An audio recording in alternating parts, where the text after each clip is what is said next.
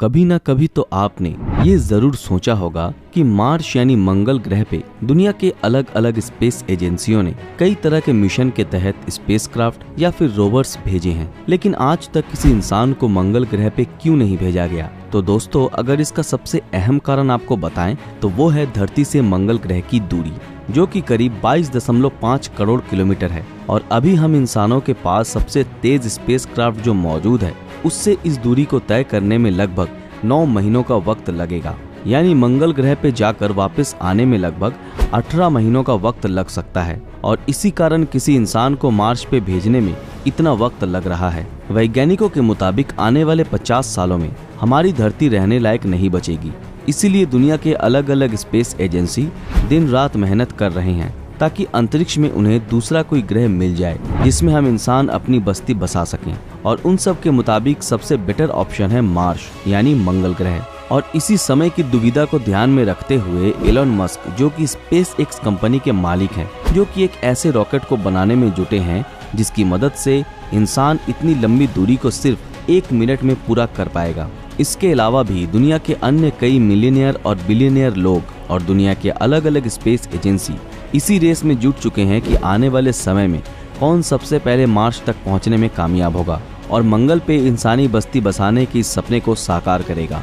आप लोगों को ये बता दें कि मार्स पे सबसे पहले जाने का प्रयास अमेरिकन स्पेस एजेंसी नासा ने किया था। ये बात तो आप सभी जानते ही होंगे कि अमेरिकन स्पेस एजेंसी नासा और रशियन स्पेस एजेंसी रोसकॉस्मोस चंद्रमा की सतह तक पहुंचने में कामयाब हो चुके हैं। अब इनकी नजर मार्स पे झंडे गाड़ने की है, लेकिन मंगल धरती से इतना दूरी पे स्थित है कि नासा के पास जो सबसे तेज रफ्तार रॉकेट है, उसे मार्स तक पहुंचने में 9 महीनों का वक्त तो लगेगा ही।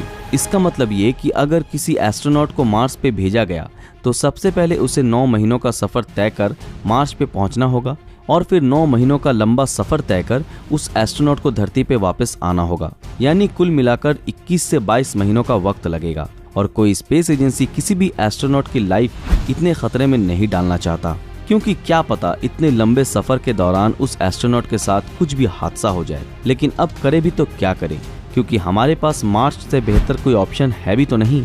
इसी चीज को मद्देनजर रखते हुए एलन मस्क की कंपनी सहित दुनिया की भिन्न भिन्न कंपनियां ऐसे स्पेसक्राफ्ट को बनाने में जुटी हैं जिससे एक दिन के अंदर मंगल पर पहुंचा जा सके। इमेजिनेटिव नामक एक प्राइवेट ऑर्गेनाइजेशन ने एक बहुत ही अच्छा आइडिया दिया है। उनके मुताबिक वो एक ऐसे स्पेसक्राफ्ट को बनाएंगे जो 3000 किलोमीटर प्रति सेकंड की स्पीड से यात्रा करने में सक्षम होगा और जो कि सिर्फ 37 घंटों में ही मंगल ग्रह तक पहुंच सकेगा। इसका आकार काफी बड़ा होगा और जो कि इंसानों समेत काफी सामान को भी मार्स तक पहुंचाएगा। दोस्तों, इस स्पेसक्राफ्ट का नाम सोलर एक्सप्रेस दिया गया है। इसका आकार काफी बड़ा और इसका वजन काफी ज्यादा होने के कारण इसकी उड़ान भरने के लिए काफी मात्रा में ऊर्जा की जरूरत पड़ेगी और सिर्फ फ्यूल की मदद से इतनी ऊर्जा उत्पन्न करना मुमकिन नहीं है। इसीलिए वैज्ञानिकों ने यह भी बताया है कि ये स्पेसक्राफ्ट ग्रेविटी को भी अपनी स्पीड बढ़ाने के लिए इस्तेमाल करेगा। इसकी रफ्तार को तेज करने के लिए इस स्पेसक्राफ्ट में 6 सिलेंडर लगाए जाएंगे, जिनमें से हर एक सिलेंडर का आकार 50 मीटर का होगा। और इन 6 सिलेंडर्स के कारण ये स्पेसक्राफ्ट काफी हद तक किसी ट्रेन जैसा दिखेगा। इसके अलावा भी अगर इसकी यात्रा के बीच अगर उन 6 सिलेंडर्स में से किसी एक में भी कोई खराबी होती है तो स्पेस में ही उस सिलेंडर को स्पेसक्राफ्ट से डिटैच कर दिया जाएगा।